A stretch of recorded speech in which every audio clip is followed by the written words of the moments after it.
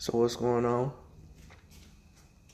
I want to give a quick little review on my 2017 Suzuki Hayabusa from an aspect of where most people don't get a review. So out of all the review videos that I've looked at, none of them ever covered some of the little things that you don't get, you don't expect with a bike like this. Oh, that's ZX6. But well, I'm the first owner. I got it when it only had 2 miles on it. You do get 2 keys, so that's always cool. You also get the passenger seat comes with it, as well as the cowl. The cowl pretty much has the same color on it, the stripe and everything on the back. So you also get the bar that goes on the back of it too, you know. But I don't like the way the bar looks on it, so I don't ever use it.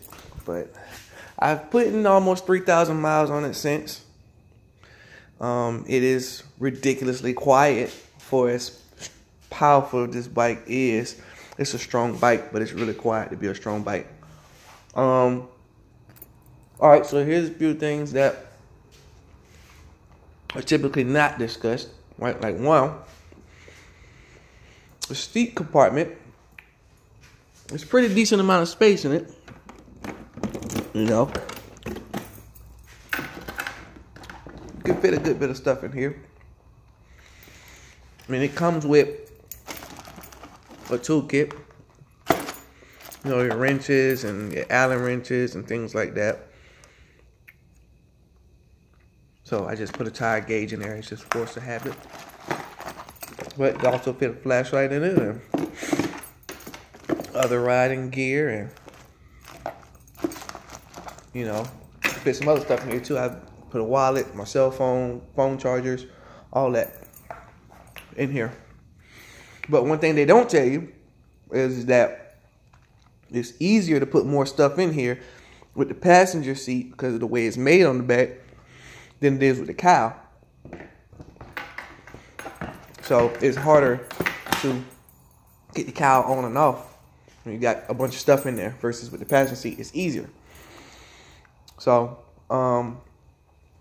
also, what they don't tell you is this seat right here on long stretch roads, oh my fucking God, it will kill you.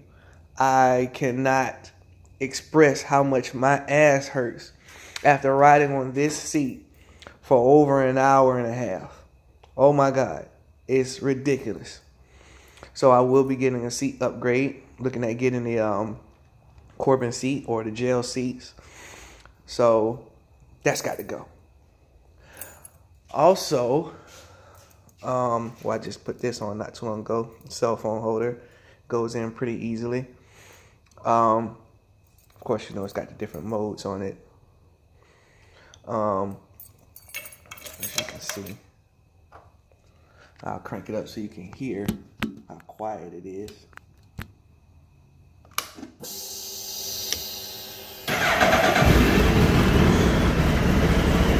As you can see, I'm in my garage with the garage door closed, and you can still hear me talking. So this one does have ABS. So, but one thing they don't tell you is when you hit the brakes hard enough, when you hit the both brakes hard enough, if you gotta hit the brake hard last second, the ABS kicks in and it makes like this scratching feel in the clutch panel and in the brake pedal, like when the ABS is kicking in.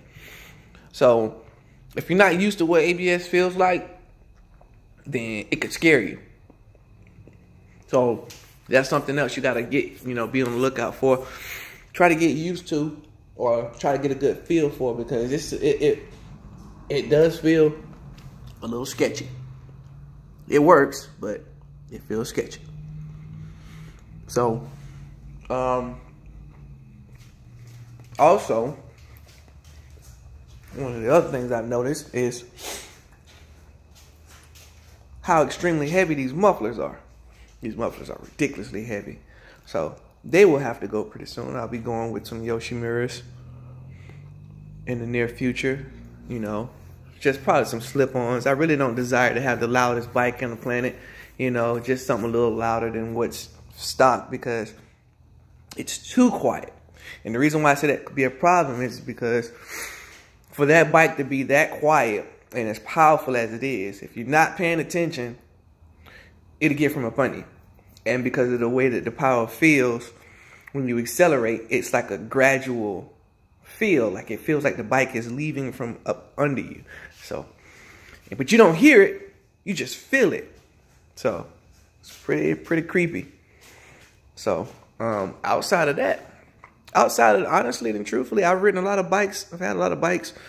But outside of that, the only thing that I super dislike the most is the seat. Everything else is fine. I'm not the tallest person. I'm only 5'9", so, you know, and I can sit flat-footed on it, you know. It is comfortable. It is one thing about it, when you have a passenger on the back, the bike still feels planted. You don't feel the weight shift too much because the bike is heavy itself. So it's got some weight on it. So, you know, when someone's riding with you, it doesn't feel inclined to want to stand up on you when you're accelerating. I mean, it still feels the same. I mean, cornering still feels the same, you know. So that's a plus. Oh, also, another thing. For those who are wondering or want to know how much insurance costs for something like this, well, I give you a good estimate. Insurance will run you $400+ for full coverage for this. And one thing else I'll tell you, every insurance company doesn't cover a hayabusa. I had to find that out the hard way. So, you know, I ended up having to go with Progressive because they do cover Hayabusa, but every insurance company doesn't. Liberty Mutual doesn't. State Farm doesn't. Who else I checked with? Geico doesn't, I believe. There's a couple of others. I don't want to quote me on it, but I checked around, and a lot of them didn't cover this bike because of the type of bike it is. So that's something else if you're looking to get one of these, is to make sure that your insurance company that you currently have can cover it. So that's pretty much that, which is crazy to me because it's like you cover this thing and you cover my SRT8, but you won't cover this. So, you know, well, whatever. That's pretty much it. So if you got any questions about it or anything like that, let me know. I'll be more than welcome to answer them for you to the best of my ability. Love the bike. It's a great bike. You know, shifting is smooth, sometimes too smooth. You gotta watch it with this one. So, but yeah, that's pretty much that.